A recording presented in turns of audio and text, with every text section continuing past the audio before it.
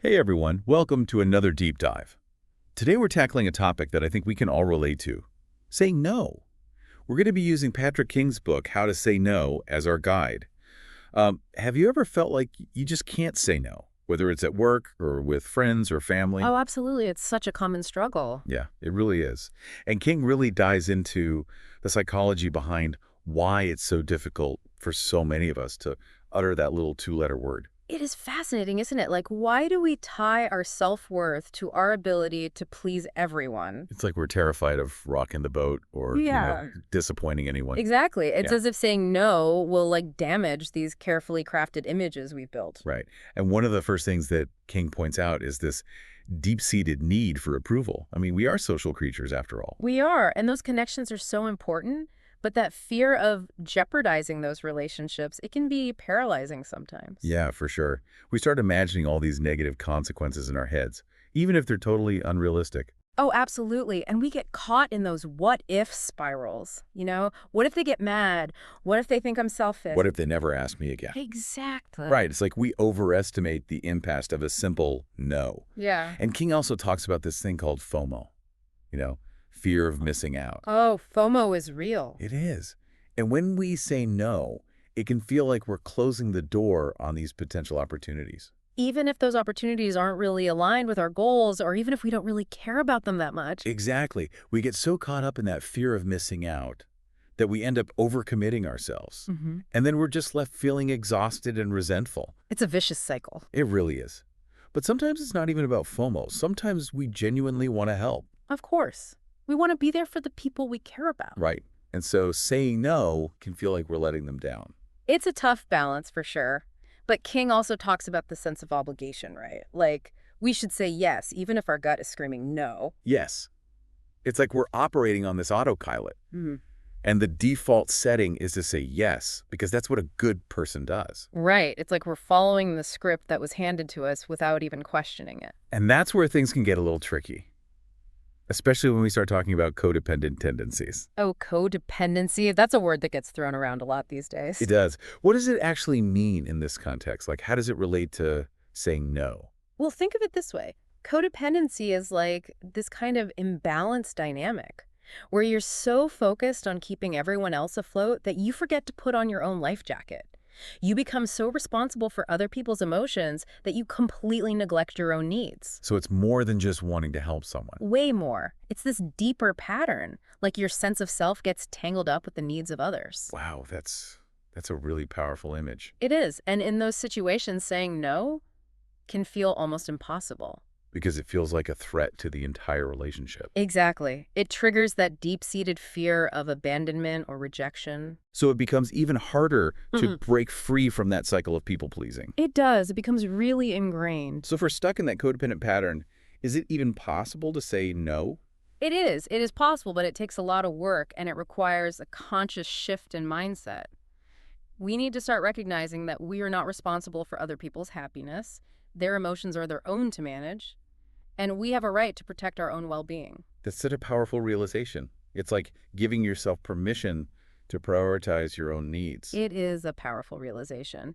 And thankfully, King offers some brilliant strategies to help us shift our mindset, starting with how we think about the word no itself. Okay, so instead of seeing it as like rejection or this negative response, Yeah. what if we start seeing it as a way of honoring our own needs and priorities? Exactly. It takes all the sting out of saying no and makes it more about a choice. It's not about rejecting the person. It's about choosing to decline the request. I like that. And King breaks this down even further into like 3 powerful mindset shifts or reframes. Okay, lay them on me. So the first one is that saying no doesn't make you a bad person. It simply means you're choosing a different path. Like you're choosing to prioritize something else. Right, because we can't be everything to everyone. Exactly. We have limited time and energy. Every yes we give means saying no to something else. Whether that's, work or family or even just some quiet time for ourselves. Exactly. Which leads perfectly into the second reframe. Saying no doesn't mean you don't care. Oh, it's a big one. It is. You can absolutely express empathy and concern while still holding firm to your boundaries. Oh my gosh, that resonates so much. I always feel like I have to over-explain when I say no, like to prove that I'm not being cold or uncaring. Oh yeah, I've been there too.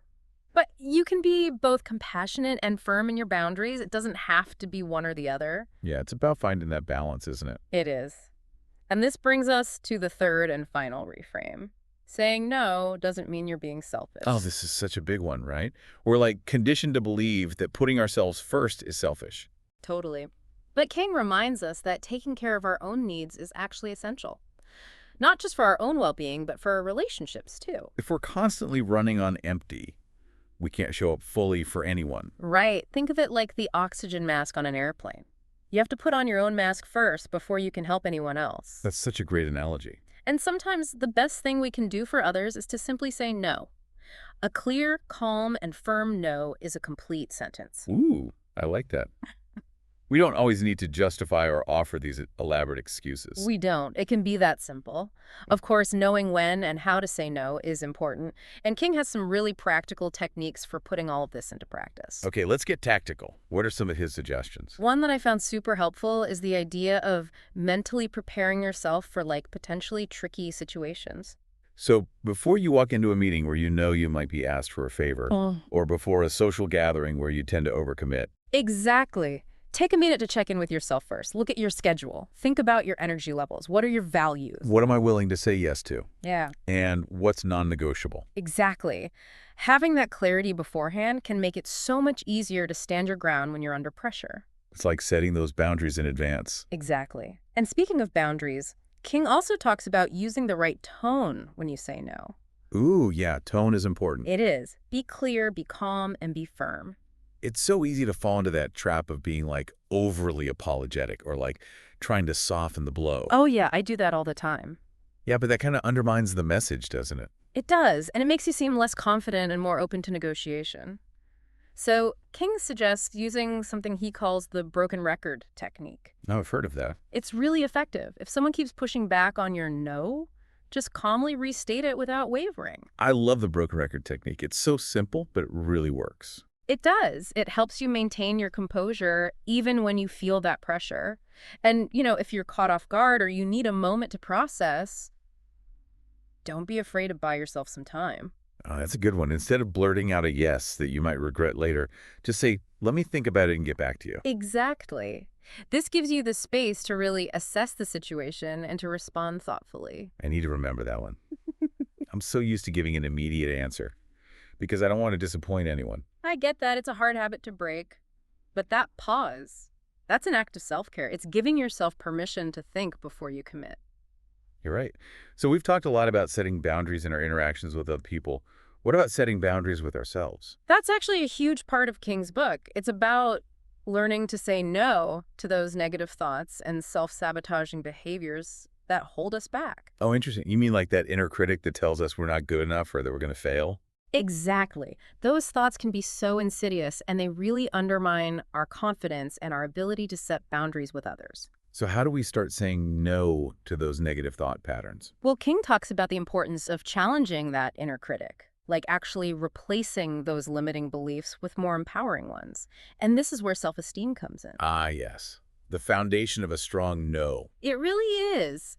King argues that our ability to set boundaries and assert our needs is directly tied to our sense of self-worth. Because when we value ourselves, we're less likely to tolerate being treated poorly. Exactly. And we're less likely to let people take advantage of our time and energy. So the question becomes, how do we boost our self-esteem? Well, King gives us some really effective strategies. Okay, I'm all ears. So the first one is to just kill comparisons, especially in this age of social media. Oh, yeah. Social media can be a breeding ground for comparison.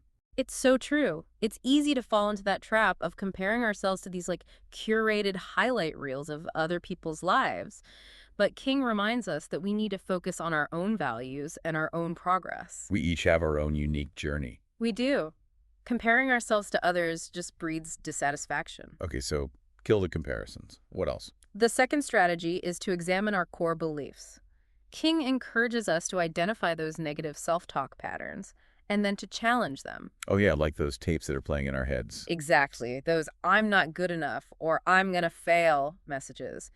It's about replacing those limiting beliefs with more empowering ones. Like, I'm capable and worthy, Yeah. or I'm resilient and resourceful. Exactly. It's like rewiring our brains for success. Love it. And finally, King stresses the importance of being nicer to Oh, ourselves, that's a good one. isn't it? It's about practicing self-compassion, treating ourselves with the same kindness and understanding that we'd offer to a friend. This is so true. We're often so much harder on ourselves than we are on anyone else. We are. And King has a really interesting technique for cultivating self-compassion.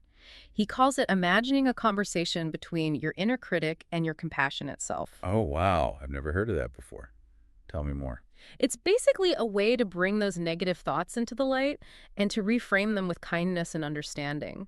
King gives the example of a woman named Beth. She's an artist and she's struggling with self-doubt about her work. So what does she do? She imagines her inner critic, like tearing down her latest creation. And then she has her compassionate self step in and offer a more balanced and supportive perspective. Oh, wow. That's a powerful technique. It's like giving a voice to those opposing forces within us and letting compassion win. It's like we're shifting from self-criticism to self-support, Right. recognizing that we are worthy of kindness even when we mess up. Exactly. It's about giving ourselves permission to be human, Yeah. to be imperfect. I love that. So we've talked about how to say no to others, but also how to say no to those negative thoughts and behaviors that can hold us back. What's the big takeaway here? Like, how does mastering this art of saying no actually impact our lives? Well, when we learn to say no effectively, we're reclaiming our time and energy and emotional well-being. We're establishing healthy boundaries, cultivating self-respect, and ultimately, we're building stronger relationships. Because we're no longer carrying the weight of everyone else's expectations, right? It's like we can finally take back control of our own lives. Exactly. It's about aligning our actions with our values. We're not shutting down opportunities. We're opening up space for the things that truly matter to us. That's such a powerful shift in perspective. Hmm. And it all comes back to what we were talking about earlier, right? Saying no isn't about being selfish or rejecting others. It's about honoring ourselves. Absolutely. It's about recognizing that you have a right to protect your well-being. It's not selfish to prioritize your own needs. It's actually essential. Well, I think we've covered a lot of ground today. We really unpacked the complexities of saying no and how it relates to boundaries and self-esteem and so much more. We did. It's been a fascinating It conversation. really has. Any final thoughts you'd like to leave our listeners with as we wrap up this deep dive? As you go about your day today, pay attention to those moments when you feel that urge to say yes out of obligation or fear. Could this be an opportunity to practice your no? Ooh, I like that. Remember, each no is a small act of self-care, a step towards building a life that reflects your values and priorities. Beautifully said. It's not about becoming a no robot. It's about using no as a tool to create a life that feels authentic and fulfilling. Exactly. Well, that's it for this deep dive into the art of saying no. We hope you've enjoyed the conversation, and we encourage you to keep practicing those no muscles. Remember, the power to shape your life is in your hands. Thanks for joining us.